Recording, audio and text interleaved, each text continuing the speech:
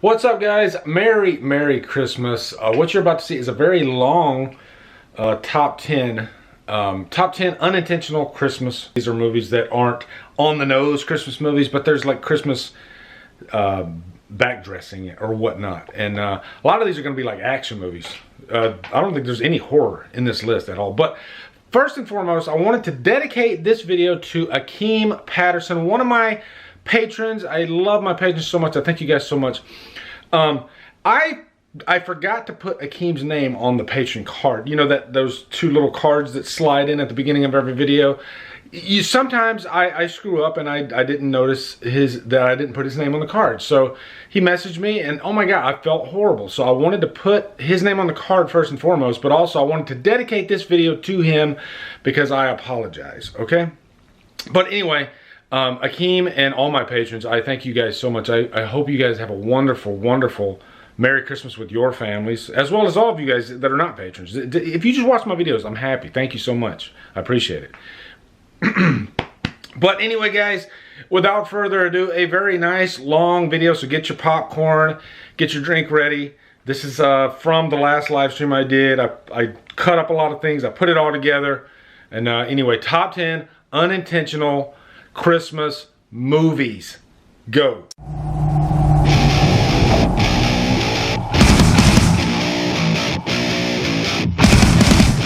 Somebody answer me. Is the Terminator, does it take place on Christmas?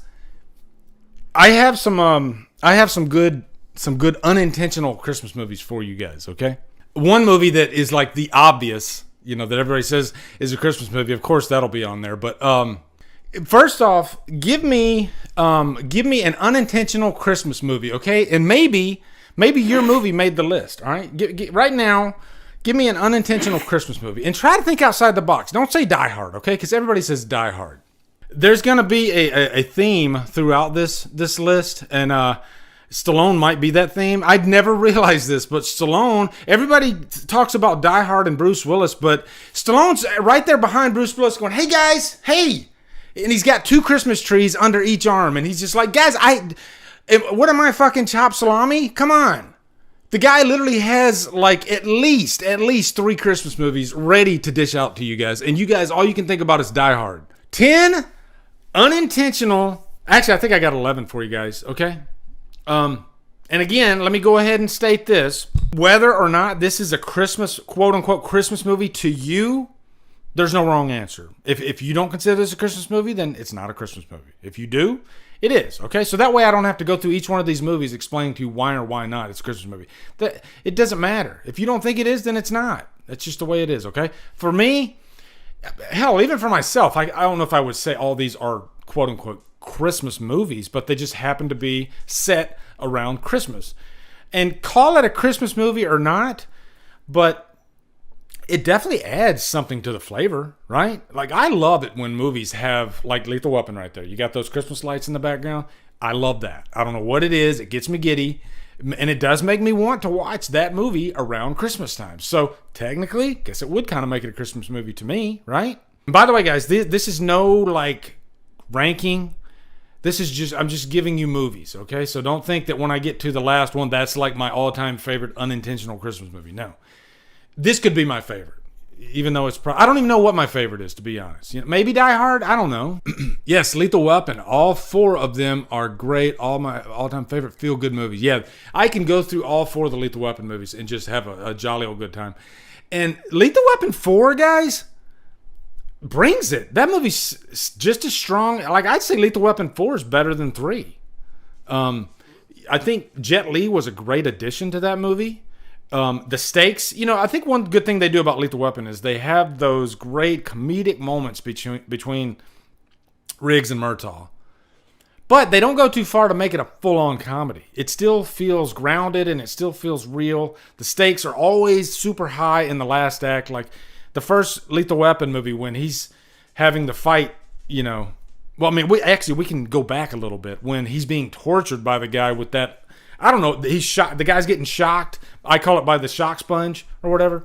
And that scene, all the laughs are gone from that scene on. It is just really serious. You know, Murtaugh's family is in danger.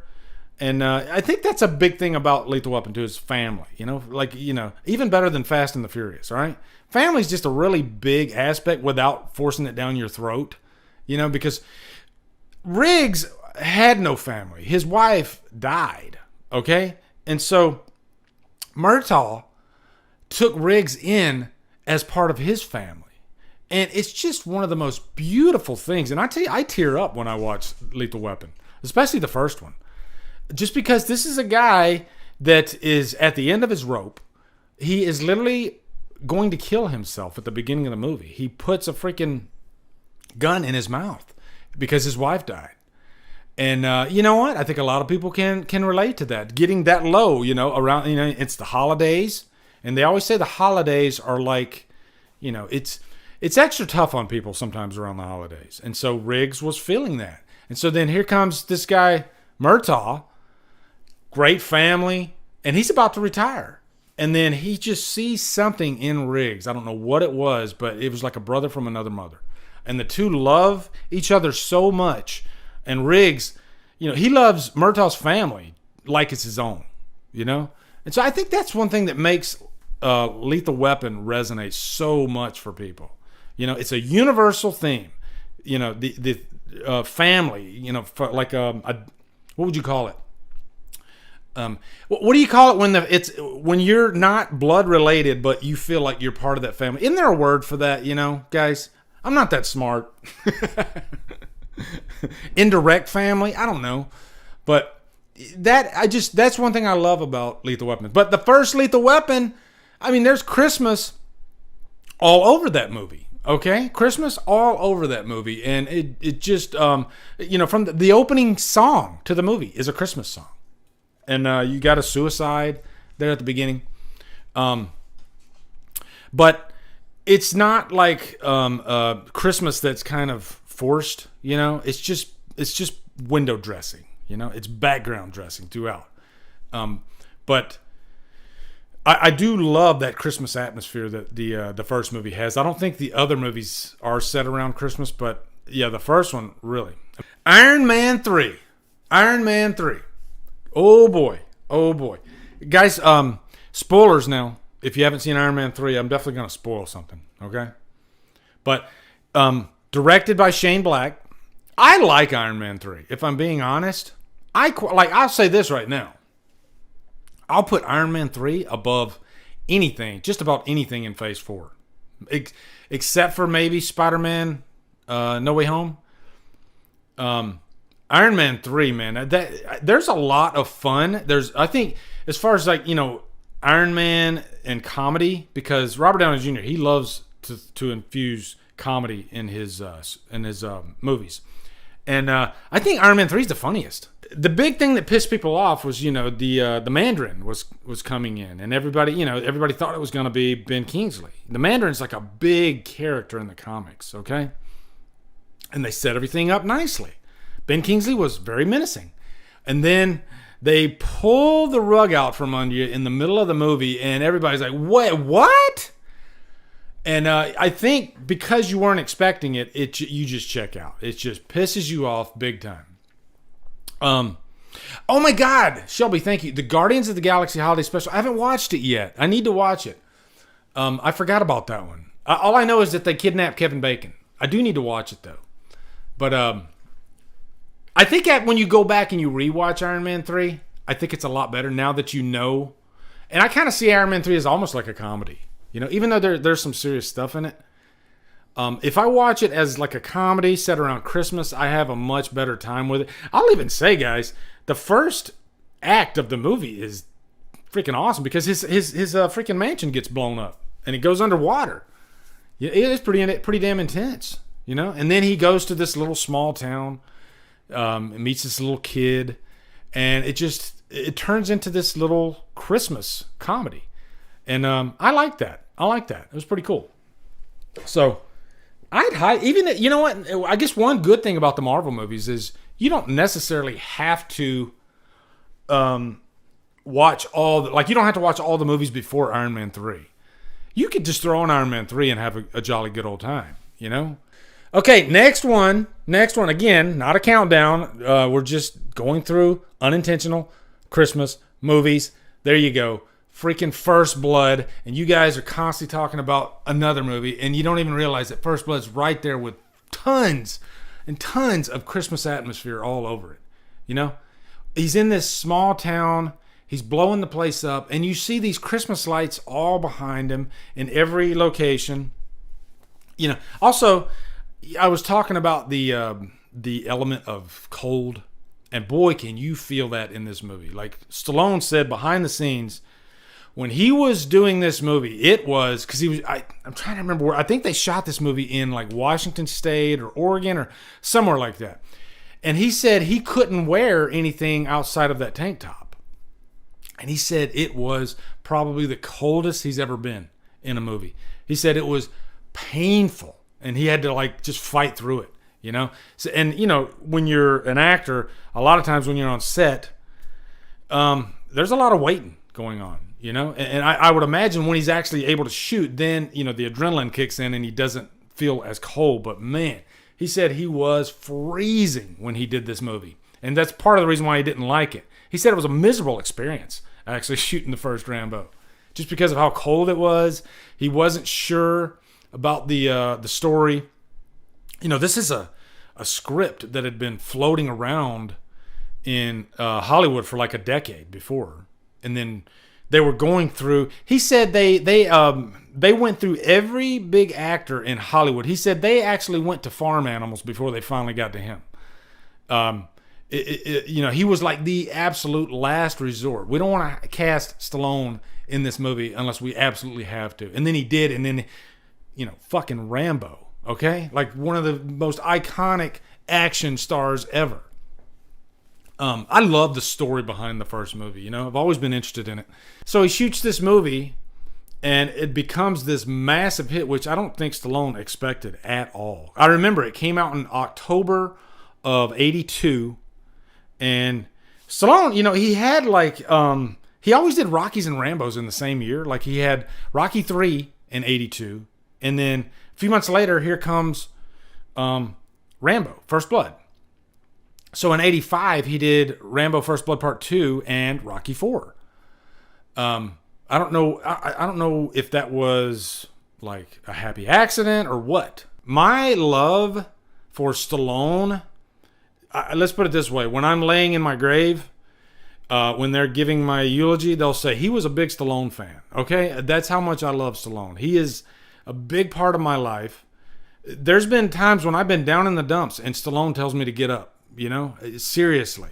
I can throw on a Rambo or a Rocky movie, and it will pull me right out of the dumps and inspire me. You know? People always say that like the Rocky movies inspire them to work out, but Rambo inspires you to work out too. I mean, have you seen what he looks like in freaking Rambo? The first 3 Rambos? Jesus. He's even bigger, I think. And like the biggest Stallone's ever been was Rambo 3. Like he looked like a freaking truck, like a monster truck. But no, seriously, Stallone, man, he's my idol. And he'll always be my idol, you know, most inspirational figure I've ever seen. I just have great memories of watching the first Rocky and this movie, you know, the first Rambo with my father when I was a kid. And my dad was a huge Stallone fan too. Is still a huge Stallone fan. But so maybe that's what it is too. I just have great memories with hanging out with my dad. And you know, you gotta give Stallone credit too, because he's still hanging in there. You know, like Schwarzenegger, he tried with a few other movies, even with the new Terminator movies, but he hasn't really quite risen to the levels that he was back in the day. Whereas Stallone, I mean, he came back with Rocky 6. He had freaking Rambo 4, Expendables.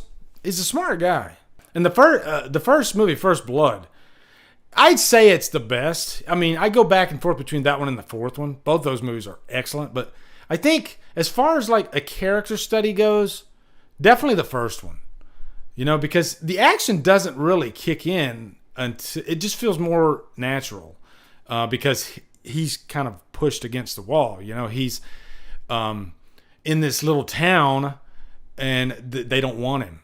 You know, the sheriff, played beautifully by Brian Dennehy, is just a complete dick to the guy as soon as he picks him up. You know how some people we tend to judge people before we even say a word to him. And boy, did he make a mistake, because he didn't realize what he was messing with. And then Rambo just freaking loses it. They got him in the jail, and they're about to shave him, and that's when all hell breaks loose. And then he's in this situation where, I didn't plan on this. I just found out my buddy died. I'm the last man standing. And so then I'm in this town, and it was like, what the fuck? I just want to get some food, and then you're going to treat me like this. And so he's like, you know what? Screw this. I'm going to wage war on this town. You're going to treat me like that? Screw you. And so that's what he does. So it's a weird situation, because what he's doing is really bad, but you can't help but root for him because of what Brian Denny kind of represents the whole town. And he's obviously the bad guy, The first movie is so good. It is really just so good. And I gotta mention, if you ever wondered if Stallone can act, watch the first movie, because the last scene when he has his breakdown, wow, it's just heartbreaking, because I think a lot of vets, they just can relate to what he's talking about, being treated like an animal and spit on when he came back from Vietnam, and just reminiscing about his buddies. And Stallone just did a beautiful job in that scene. It's really, really great. Okay, next one, and we're not going to spend too much time on this one, because I saw this movie when it first came out. Haven't seen it in ages, probably since it first came out. I just know it's weird as shit. It is Eyes Wide Shut, and it is set around Christmas.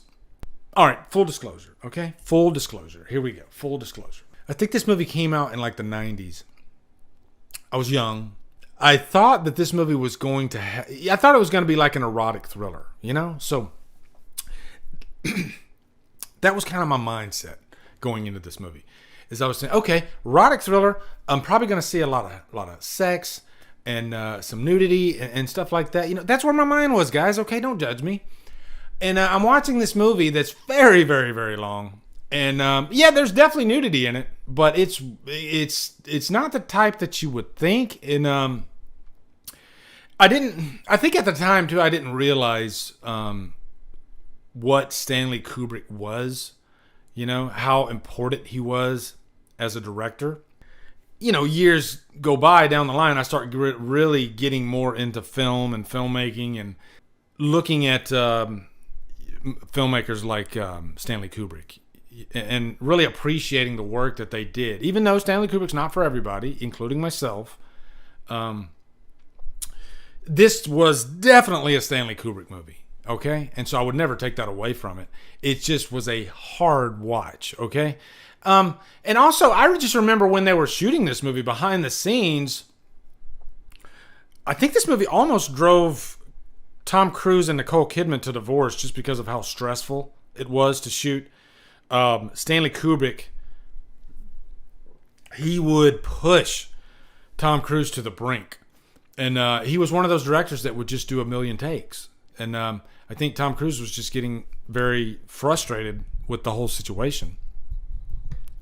And it's just one of those movies where the behind the scenes of the movie is almost as interesting, if not more interesting, than the actual movie itself. Because I just remember, as this movie was being made, there were always like headlines about this. Yeah, this was Kubrick's last movie too. He died.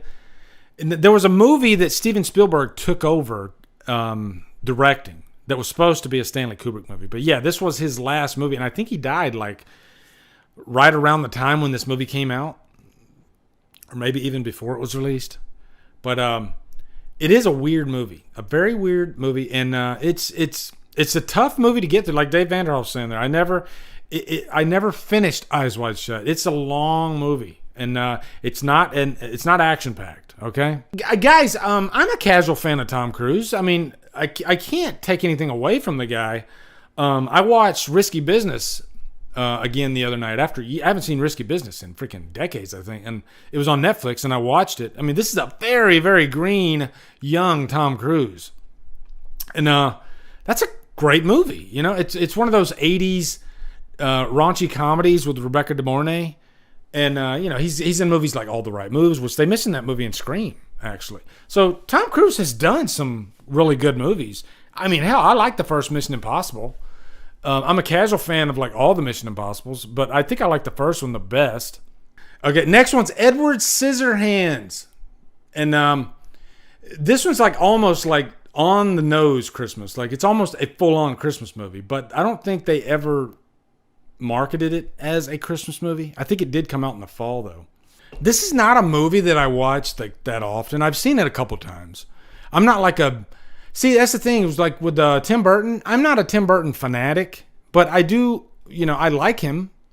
But I'm not like, Tim Burton movie comes out, I have to go see it, It's just, he's kind of hit and miss for me.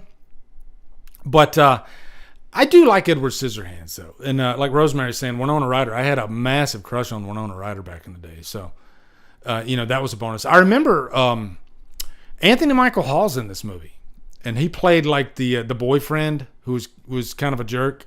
Nobody ever talks about Anthony Michael Hall being in the movie, but freaking Johnny Depp's amazing in this.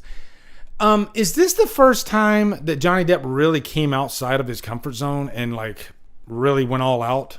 I think it might be, and I think from this moment on, that's what Johnny Depp was doing all these really eccentric roles.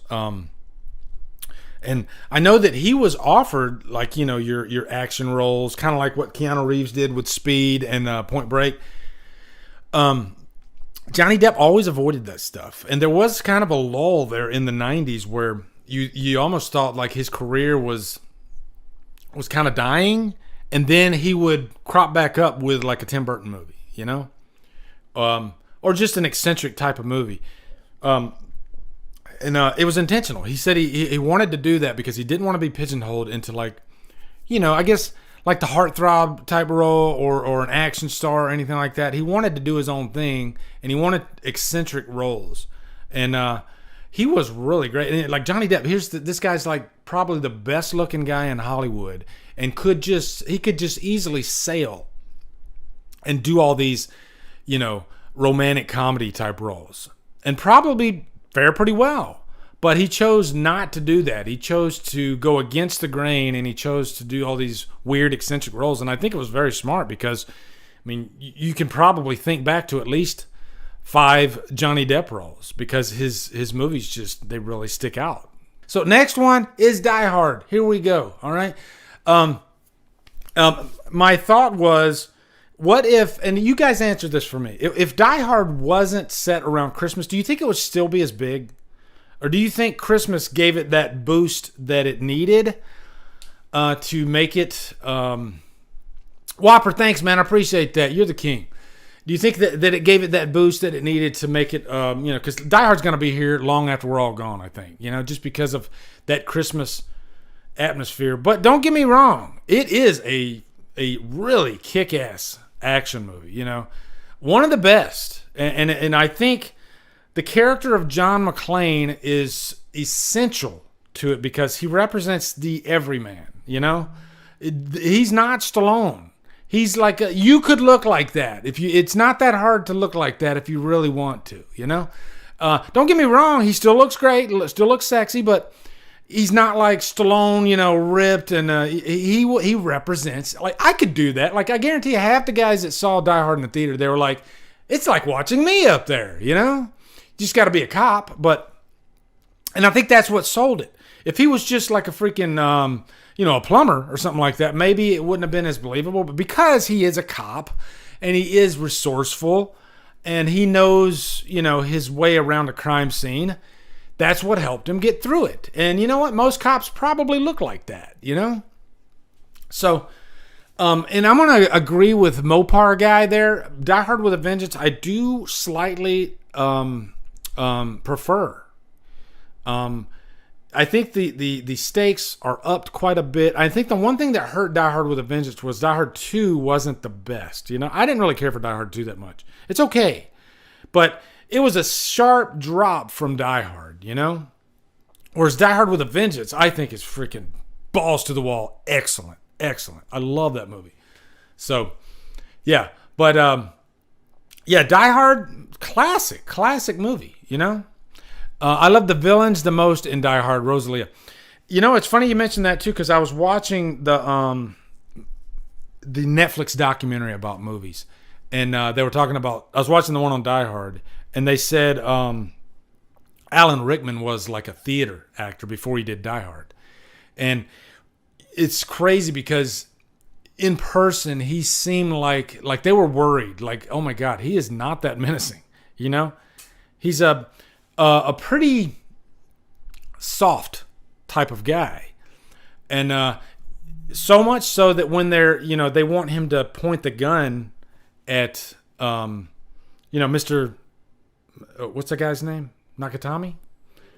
And also, in the later scene when he runs into John McClane and he points the gun, they had to keep telling him, hey, could you because his wrist was just kind of like that, when he's holding the gun. He's not like firm, firm. And so they had to constantly keep telling him, hey, you need to hold the gun nice and firm. Don't just let your wrist just dangle like that, So, yeah, it was just that. And then here it turns out that he is like one of the, the template for every foreign villain, what is he supposed to be, like German or something in the movie? But he created the template. He was so good in the role. So I guess it just goes to show you don't necessarily have to have all that training, that background training, like military training and whatnot, or just criminal, for lack of a better term, training. You could just walk in cold, and if you're a good enough actor, you can make it work. And he did. Cobra, another Stallone movie, and we're not done yet, set around Christmas. And this one kind of came today. I was just thinking, I was like, wait, is Cobra a Christmas movie? I think I remember Christmas trees in Cobra. And sure enough, yes, there are Christmas trees, and this movie is set around Christmas. And, it's just funny. I was just talking about my dad and how he likes cheesy one-liners. Like, if Cobra came out today, I don't know if it would work. Because, the one-liners are just kind of over the top. But for some reason, Stallone sells them, I guess that's just a lesson in being able to, you can make the cheesiest line work if you're a good enough actor. And Stallone could do it. Because Dolph Lundgren, after he did Rocky IV, was doing a lot of these cheesy action movies. And when he was doing Masters of the Universe, and I guess Stallone happened to, because they were friends, and he was on the set, and he looked at the director of Masters of the Universe, and he said, "You gave him lines?" And these lines were just kind of tough to sell, but Stallone somehow could sell them. What's some of the funny one-liners? Crime is the disease, and I'm the cure. And there's just quite a few of them throughout the movie. This is where the law stops, and I start.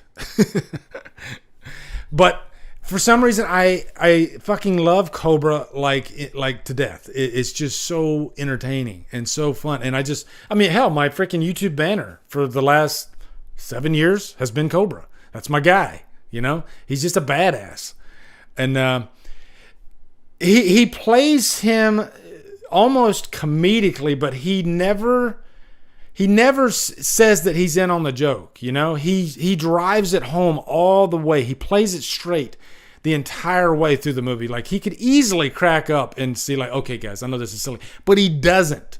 He keeps going with it, all the way through the movie. And I think that's why it works so well, And I think a lot of action stars back then with these cheesy one-liners, that's how they sold it. They just made it as serious as possible, And I think, there's a lot of parodies these days of these action movies back in the 80s, like Hot Shots Part 2, because it's just such an easy target. Also, there's just little items about Cobra that make it great, like the car, of course. That car is so freaking badass. You got that great car chase, the knife that, what's the guy's name? Brian. Help me out, guys. What's the villain's name? By the way, one of the most underrated freaking villains I've ever seen of the Night Stalkers.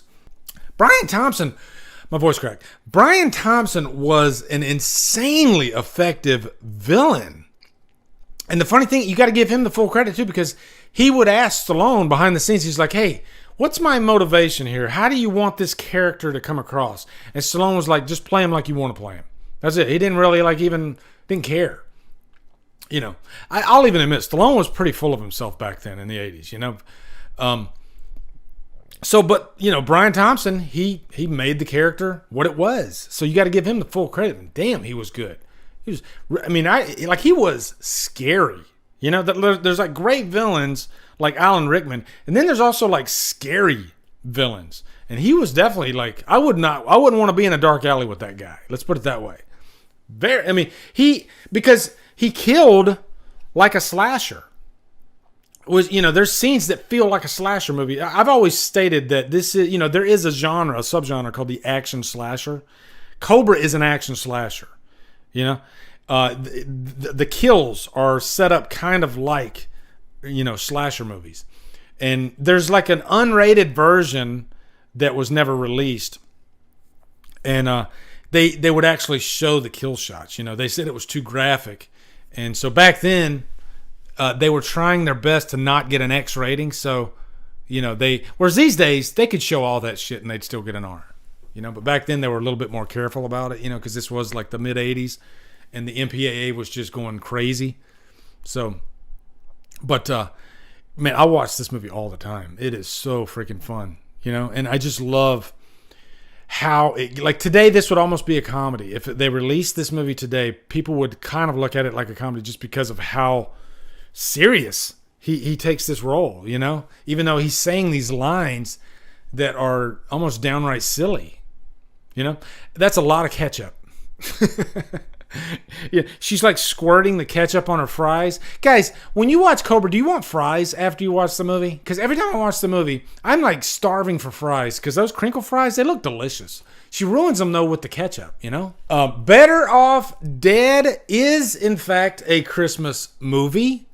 There's a scene where they're freaking opening up Christmas presents, and it's funny because the mother, she gets everybody TV dinners for Christmas. And you could tell because they're, how TV dinners looked like in the 80s, the thin rectangle.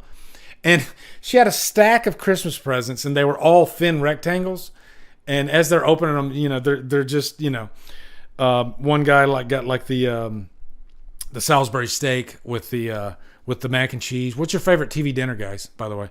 But Better Off Dead. Wow, that is Savage Steve Holland. Set in the winter, obviously, and it's just about this guy who he was dating this girl. Her name was Beth, and then Beth dumps him at the beginning of the movie. And so Savage Steve Holland, when he wrote this, he wrote it from a really depressing memory because he literally wanted to kill himself, I think because a girl broke up with him when he was younger. And so he wrote Better Off Dead, which is a really funny, zany comedy. And he's like, how can I make suicide kind of funny? And so throughout the movie too, throughout the first half of the movie, Lane Meyer, played by John Cusack, he tries to kill himself. But it's in funny ways, like he's in his house and he opens the door and he's like going to hang himself. But he's like, no, don't do this. You don't want to do this.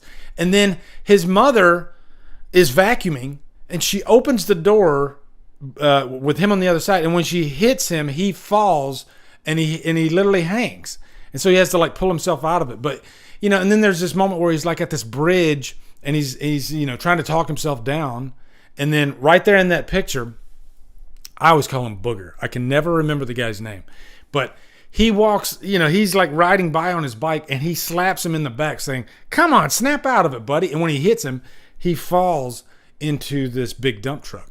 And so then you got the garbage men there, and they say, damn, now that's a real shame when folks be throwing away a perfectly good white boy like that. But this is just one of those 80s movies that just has so much charm, and it's one of my all-time favorite comedies, and I've watched it a million times. Diane Franklin plays the love interest. But, in the middle of the movie, he meets her. She's like this foreign exchange student. And so it turns into this like love story. And she helps him get over Beth. And then Beth starts getting jealous, obviously, because Beth, her boyfriend is just this egotistical dick who's hilarious. And he's like playing the guitar for her and everything. Oh my God, it's so funny. It's so funny. But Booger, I always call him Booger. Booger is hilarious in the movie too, because he's like not self-aware. And so Beth's dick boyfriend, he's like making fun of, because Booger is sitting with Lane and he's like making fun of him. He tells him, don't forget to shave her.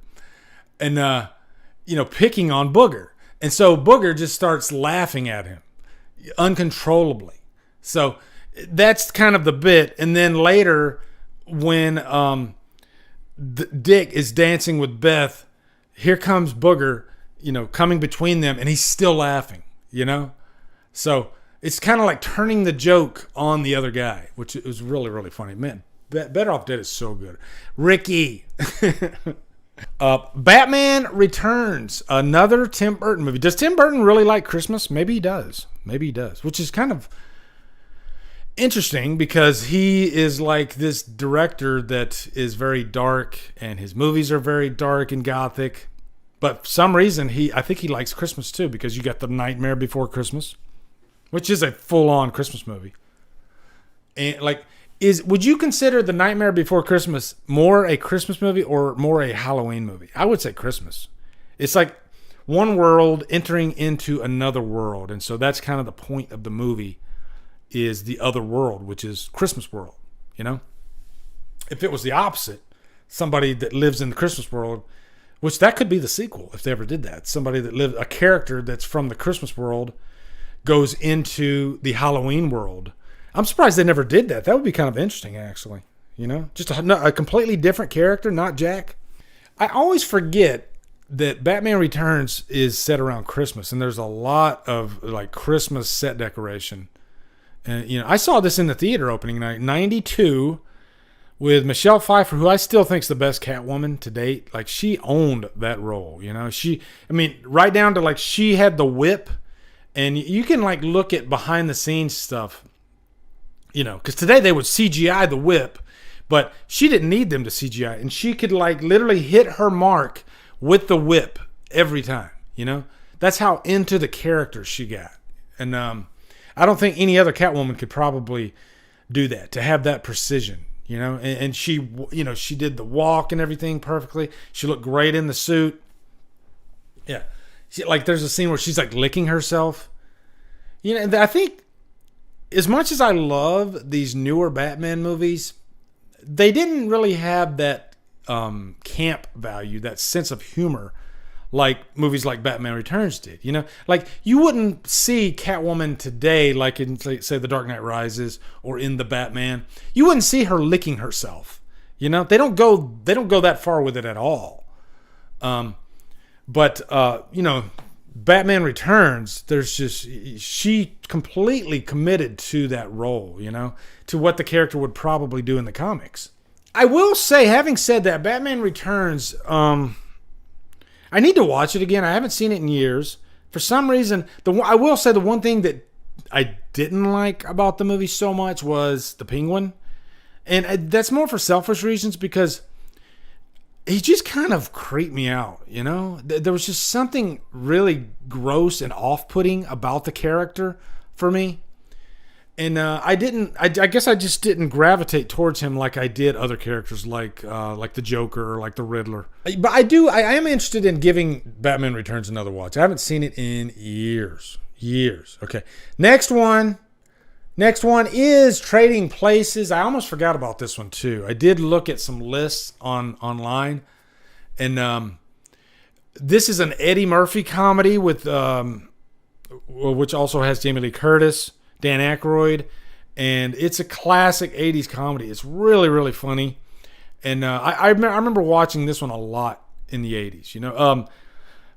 Back in the 80s, this was like way before like DVDs and the VHS era, and I used to buy those blank VHSs, and I had HBO, and I would often record whatever was on HBO if it was something that I was wanting to see. You know, I remember you could even like set the VCR to record at a certain time, but I would record Trading Places. I remember that was one of them I would record, and Eddie Murphy's just really hilarious in the movie. He's really funny, but also obviously Jamie Lee Curtis.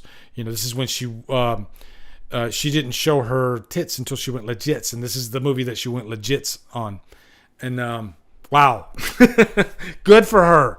Good for her. Okay, this might be where I fell in love with Jamie Lee Curtis. All right, but Eddie Murphy was so. It was like kind of like one of those fish out of water type movies. You know, I'm trying to remember because it's been years and years and years since I've seen this movie, and I'm trying to remember what the. Yeah, I remember what it was now. Dan Aykroyd plays this super rich guy, and I guess he wanted to trade places with a homeless guy who was Eddie Murphy. And so he took this home. You know, they had a lot of these type movies in the 80s, these switching places movies, you know.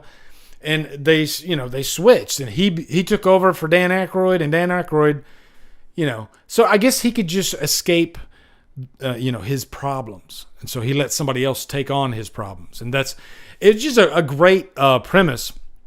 And Eddie Murphy was fantastic in it. I often ponder about Eddie Murphy's career. He does have one of the most interesting careers. You know, he's one of those actors that kind of just dropped off. And I think that's intentionally. I know he did get in a little bit of trouble in the 90s. Even going further than that, like he was the top stand-up comedian, you know, and rightfully so. Like, I mean, if you watch Delirious and Raw, probably some of the best put together stand-up shows I've ever seen. And so much so that I used to have the cassette of Delirious, and I used to like memorize it. I used to like just going down the street, I would just say lines from, you know, hey boy, come over here. You know, he had all these skits that were just so memorable in Delirious. And then he just he did have this like big movie career, and he had Beverly Hills Cop and all that stuff. But then for like a long time, he just kind of dropped off, and he never really came back swinging, you know? So it's kind of weird because he was one of the most talented comedian actors that I had ever seen. And he's great in this movie. You know, one of my favorite movies of his is 48 Hours, which, by the way, hold on. Is 48 Hours a Christmas movie? Is 48 Hours set during Christmas? It might not be. It might not be. I'm thinking out loud here, but man, I loved it. I remember how controversial 48 Hours was too, because of all the just the language in it was very it was pushy. It was pushy. It was edgy. You know, I mean, a lot of profanity, which I love profanity in movies. You know, as long as it fits with the character, as long as it doesn't feel forced. Like I think some of Rob Zombie's movies, the profanity can be a little bit forced. That was one of the complaints about Christmas Bloody Christmas, maybe. But to me, I've met people in real life that do use profanity that much. They literally say fuck in like every other sentence. You know, in the military, you get a lot of those guys. So, but 48 Hours was one of those movies, but for some reason it just flowed. It always felt natural. It never felt forced. And it was funny. Oh my God. It was so funny. So yeah, Trading Places. We got one more. And can you guys guess what it is? What have I not mentioned? I'll go ahead and tell you. Okay. Here you go. It is Rocky IV. Rocky IV is, in fact, set around Christmas. They fight on Christmas Day. You know, you see like Rocky's son in the background when he's watching it, and you see the Christmas tree behind him. There's a lot of Christmas atmosphere throughout this movie. It's not one of those movies though that's like, hey, we're Christmas. You know, it's not like that at all. It still feels like just a regular Rocky boxing movie. But I will say I only watch Rocky movies around, this time of year. All of them, really. I usually don't watch Rocky any other time except, November, December time frame.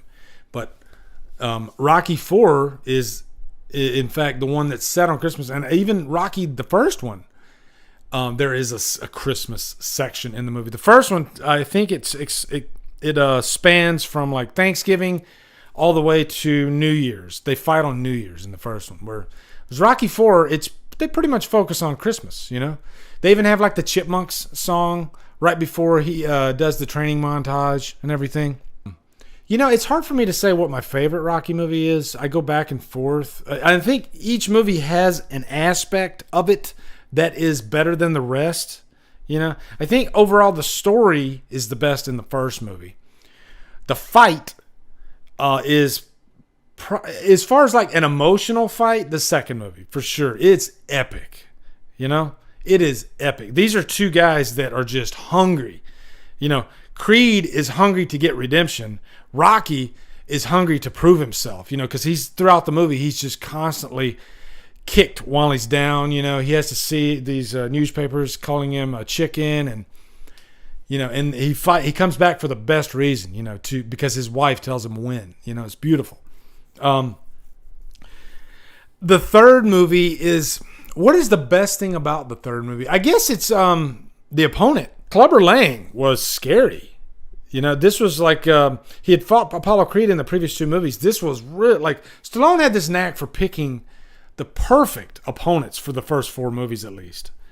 And like how do you top Clubber Lang? Well, here comes Rocky IV, and I think Rocky IV is best because they change it up a little bit. They don't use the Bill Conti music. It feels more 80s. It feels more Russia, Cold War. And then he's literally fighting almost like a robot, like a machine, an unbeatable force. He's fighting a Terminator pretty much in Rocky IV. And it's like Stallone's best physique is in the fourth movie. And the fight in the fourth movie, as far as like an action fight goes, it's the best. So that's why I say it's hard for me to pick which one is the best movie. Sometimes it's 4, sometimes it's 1, to be honest. And that's it, guys. We got through all of them. I apologize about the break there. But now, guys, tell me, are there any that I didn't mention? Are there any that I didn't mention that you would consider an unintentional? Because I'm sure there's plenty more. Like I've heard some people say The Long Kiss Goodnight. I think I saw that movie like when it first came out. Don't remember it at all.